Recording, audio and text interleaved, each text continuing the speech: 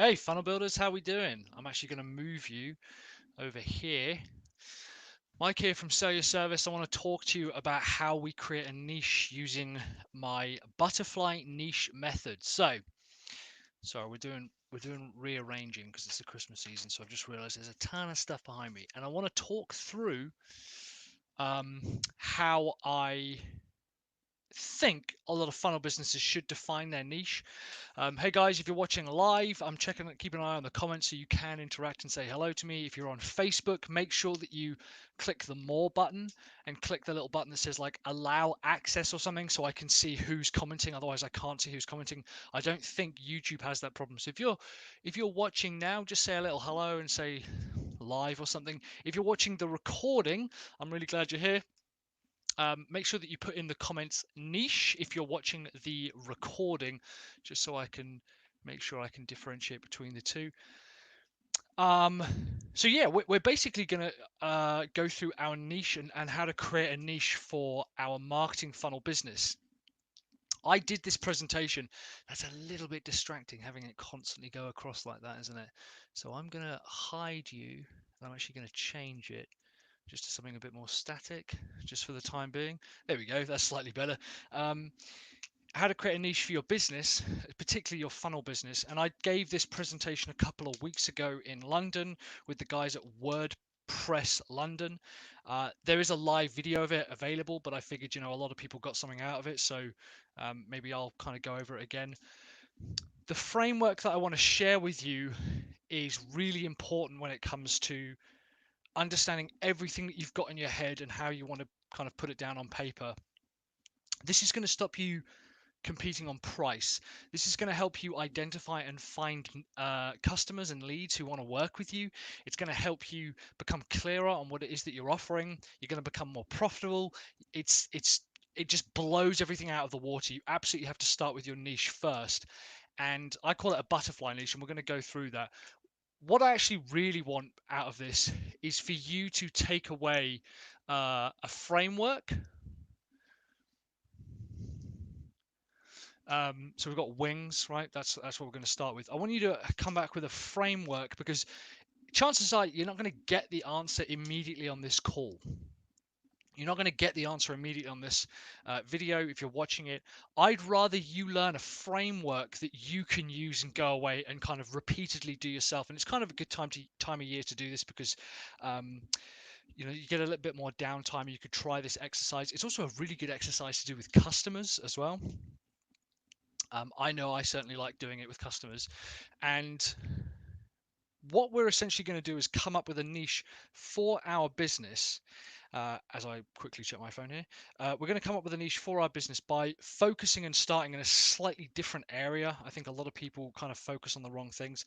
What's important to know is that your niche is not your market, and it's really important that we understand this. What your niche is the ugly little shape that you carve into the market. An airport's a really good example of this. If we have a ton of people coming to the airport, everyone there is in that marketplace, and they're essentially all there to do the same thing. They're essentially all there to jump on a plane and fly off. However, the niches within that marketplace are some people are traveling for 1 day business and they'll be back the same day. Some are families with maybe a disabled child. Some people are going away on their honeymoon. There's a lot of different problems and solutions within that.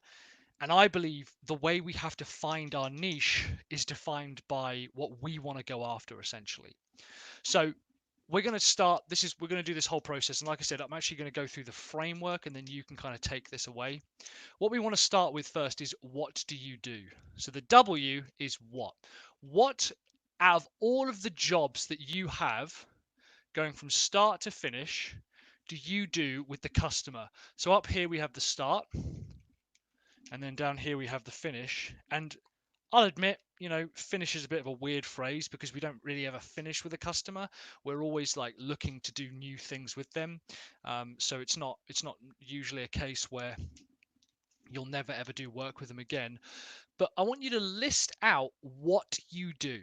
Okay, so these are the deliverables. These are the features, for lack of a better term. And this is probably going to be divided into a few different stages. at the top here, and I mean everything that you do. At the top here, you obviously do things like lead generation, like you actually go out and you advertise to them. That's actually part of the process. That is part of the process, is advertising to the customer.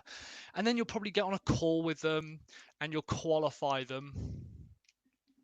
And maybe you'll do some bit of like consultation or like a bit of a deep dive. Maybe you'll audit them. And then as you kind of get into it more and more, maybe your particular business then starts to work on design. Maybe you do copy.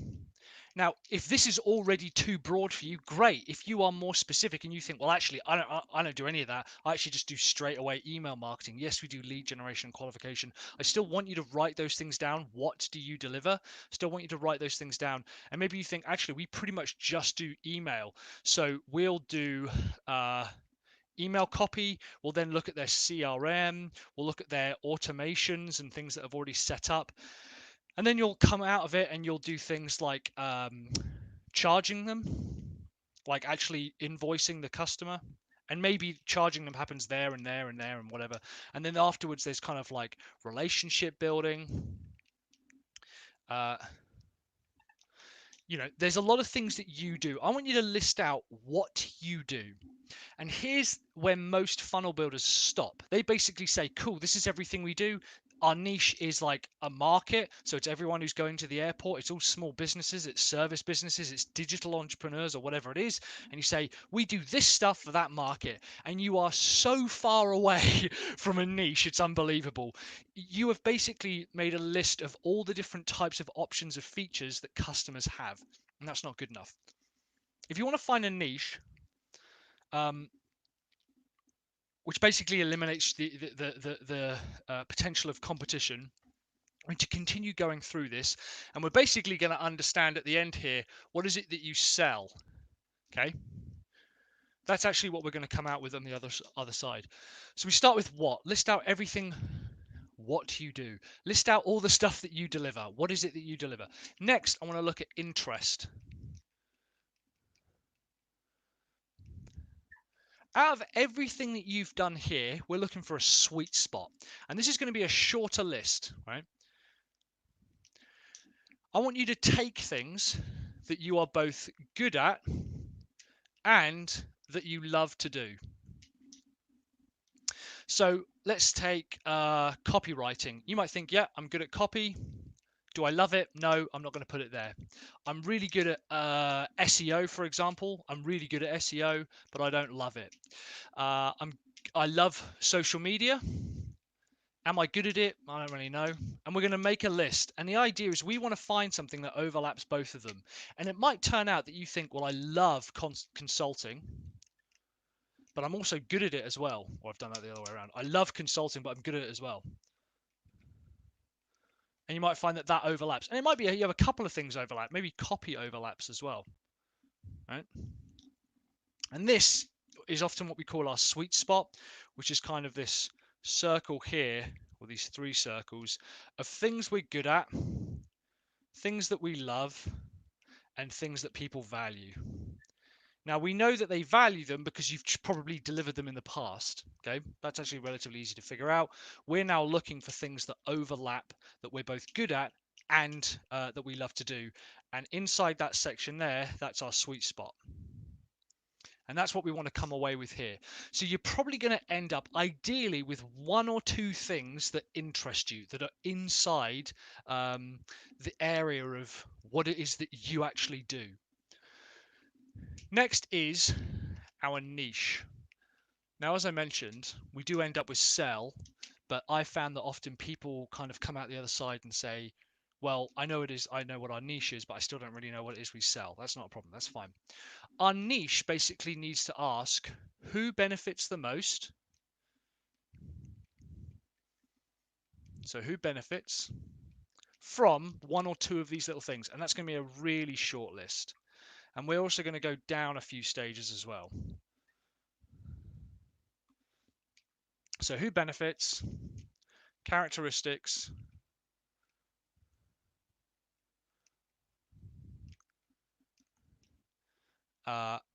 and identifiers.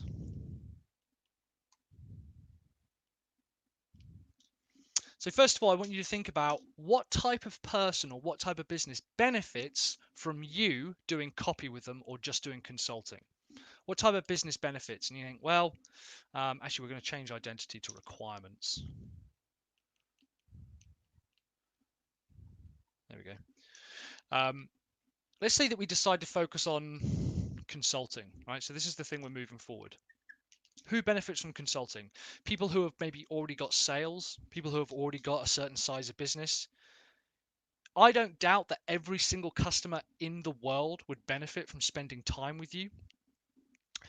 But the reality is you can't do that. You're not Coca-Cola, you're not Google, you can't service that many people. And chances are you wouldn't even do that great a job if you did. It's a bit like if you want to take like the concept of the gym is open to everyone. Some of them now are like $20 a month to join, right? There's no such thing as a gym that's unaffordable for anyone now. There's gyms that are $10,000 a month to join, which we've seen, and there's gyms that are like $20 a month, right? So clearly, there's no barrier to entry anymore to joining a gym. A bit like if we said, well, there's no barrier to entry to us working with a particular type of customer. However, there are only certain types of people that will get any kind of benefit from going to a $10,000 a month gym. Chances are they are a professional athlete, or they have got basically the money to spend on that, looking after their health. That might come with things like regular checkups, but even a regular gym, the only people who really get anything out of it are the people who go. So while every business in the world might benefit from working with you, you need to think who benefits the most from working with you? Who benefits the most from working with you? What type of characteristics does their business have? Are they eager to spend money on advertising?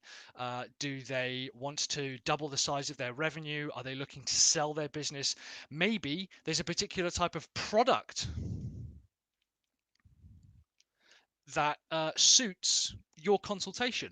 You think, actually, people who sell a subscription product really don't benefit from working with me. People who sell food products really benefit from working with me. They benefit more than anyone else. You go, great, so they sell a food product. Maybe it's a core offering, maybe it's a splinter product. Maybe they're suffering from too many refunds, maybe they have loads of leads but no sales, maybe they have a decent sales volume but no leads. What type of characteristics happen to benefit the most from working with you? And then what do you require to work with them? What do you need from them in order to work with them? Well, they need to be able to afford me. I need to like them. They need to be able to afford my advice. They need to already be spending money on advertising. That there is a good indicator of who your niche is. It's basically who benefits the most from working with you. The exact kind of formula that I want to give you, and we'll work on this in a second, is I work. Is that just above the? Here we go. I work with X type of business, and X is this niche, right? I work with X. I work with food-based businesses that have too many refunds, right? That whatever problem it is that they're selling. Sorry, I've got people calling me up here all the time. Yeah, go away.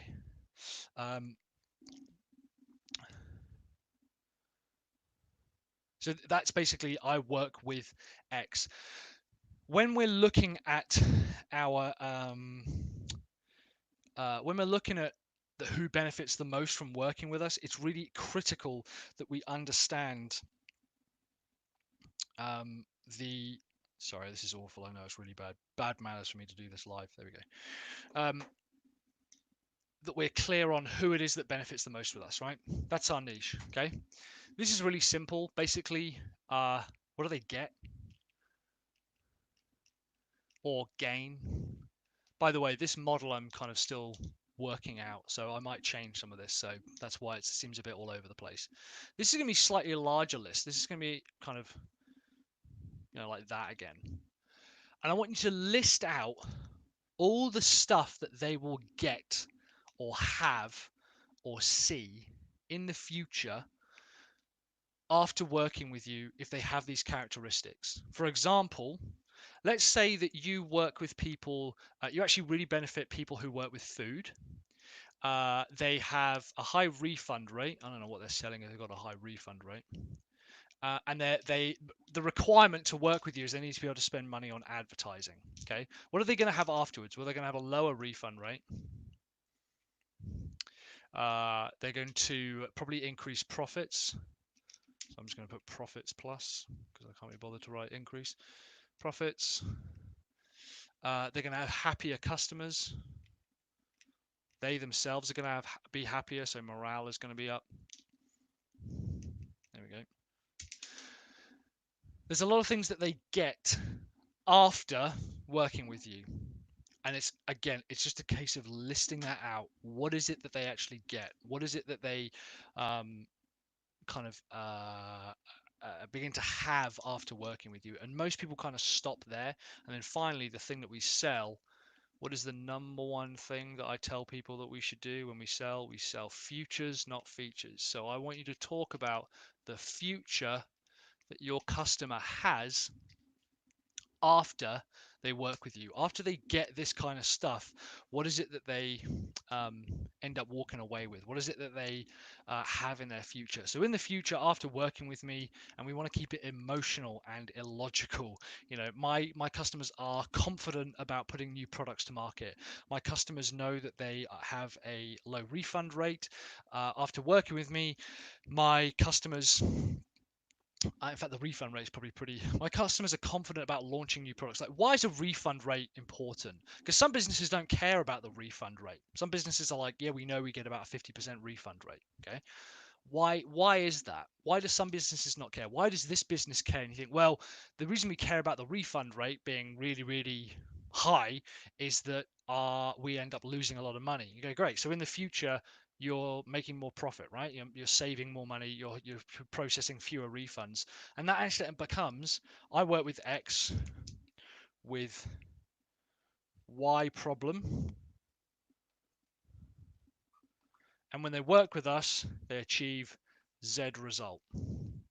That is actually your niche. I work with X type of businesses who have got Y problem, and when they work with us, they achieve Z result. I work with food-based businesses who are dealing with too many refunds, and when they work with us, they're confident about launching new products in the future. Cool. That's what it is that you that's your niche. That's what you sell. That's what your marketing funnel business does. All of a sudden, you're not a marketing funnel consultant. You're not a marketer. You're not a funnel builder. Although you might do that stuff, you're now separating yourself out from every other kind of person on the planet who basically sells the same kind of content. I work with holistic therapists who don't have personalized products yet, but want more revenue without working more hours. I really like that. I can't see who your name is, unfortunately. If you're watching on Facebook, if you click on the more button at the top where the description is, I can actually see your name. So here's what I would say. So this is good. That's really good, right? I like that. That's fantastic. Don't have personalized products is not a problem. No one wakes up thinking, oh my God, I haven't got any personalized products. No one wakes up thinking about that. While you might know that that is their problem. So first of all, I'm going to leave you with that there, right? Wings, Wings. What is it you do? What interests you? What's the niche? What do they get? And what do you sell? Okay, that's the butterfly niche, and we call it a butterfly niche because it kind of ends up looking a little bit like that. And there's like a big thick body in the middle, so it's a bit like a butterfly. Could be anything. Could be two funnels side to side. So back to yourself. I work with holistic therapists. Great, that's cool. That's a good start. Who don't have productized products or personalized products or productized products. Why does that matter? Why does that matter? It's interesting because you actually say who want more revenue without working more hours. That's the problem. So you work with holistic therapists who are struggling to work more hours. The problem is that they're working all the hours they've got. Their problem is not that they need productized products. No one wakes up thinking, oh, I don't have a coach. Oh, I don't have productized services. Oh, I don't have an automation service. No one wakes up thinking that. What you've got there is still in the what category. You need to move that away and look at their business. What do they wake up thinking about? Chances are they're thinking that they are working all the hours that they can. they want to work fewer hours and fewer days. That's a pretty big problem. Maybe they are sick and tired of not being able to afford and go away on holiday. The last time they took some time off, they never make any money. So that's usually a sign of productized services. So I work with holistic therapists who can't take holiday because as soon as they do, they end up losing money, because if they don't work, they don't make money. And when they work with me, they can take 4 to 6 weeks off at a time and still have income coming into the business. That's got nothing to do with what you deliver. It's exclusively focused on this side. In the future, they can start taking time off. In the future, they can continue making money even though they're not working on the business. So the problem, and this is what we call an internal versus external problem. Internally, I get really stressed that I can't take time off. I feel guilty about not being able to take my partner away or spend time with my kids, especially around this time of year. Externally, the problem is that I'm having to work all the time. I'm not aware, I might be aware, but I'm not aware that productized services is necessarily the problem, because there's a lot of different options for me. And if we start selling towards the emotional, illogical side, that's actually more likely to. It's a great fucking niche, I should say. By the way, I'm not having to go at it at all. I'm going to put this on. Actually, it's a great niche. I really like it. I think that's a fantastic place to go through. I work with holistic therapists who can't take time off because as soon as they stop working, they don't make any money. And after working with me, they can take a 4-week break and income still comes into their business. So what do they get in the future? Hello, Emily. Hello, hello, hello. Sorry, I can't see your thing. So I hope that helps, Emily, because I do really like that. Maybe holistic therapists, you want to just brainstorm a bunch of names about that as well. I know that your thing is like slowpreneurs, but yeah, people don't wake up wanting a feature, they wake up wanting a future. Cool. Any other questions, by the way, guys, while I'm here, kind of while I'm live? If by the way, you've got a question and we're not live, just put it in the comment section, either on Facebook or if you're watching on YouTube, put it in the comments down below, and I'll go ahead and answer that. So yeah, this is the butterfly niche. What is it that you do? What interests you? Who benefits the most? So within the niche, what is it that they actually get? And then what do you sell? And this part here, that is the future that you sell. That is actually kind of what your business ends up doing. So while you need a niche to start, everything else on the other side here is what people get. And you use like words like clarity. They have clarity. They have freedom. They have time. There's no stress. We're trying to move to this place of empowerment. We're trying to move to this place where we're no longer perceive ourselves to be weak or dependent on others. That's what we want to move towards. They're confident, that's what it is that they're working on. Cool. All right, guys, just as a few more people have joined, massively appreciate you joining this. I'm about to jump off now. Go ahead and watch the replay. In the meantime, if you've got any questions at all about this method, like I said, it's kind of still a bit in flux. I'm still not entirely sure if I'm happy with this format and things like this, but that's basically how you want to arrive at a niche and then decide what it is that you're selling. Thank you very much for watching. I'll see you on the next video. I'm going to upload this, and in the meantime, have courage, commit, and take action. Cheers, guys. Bye now.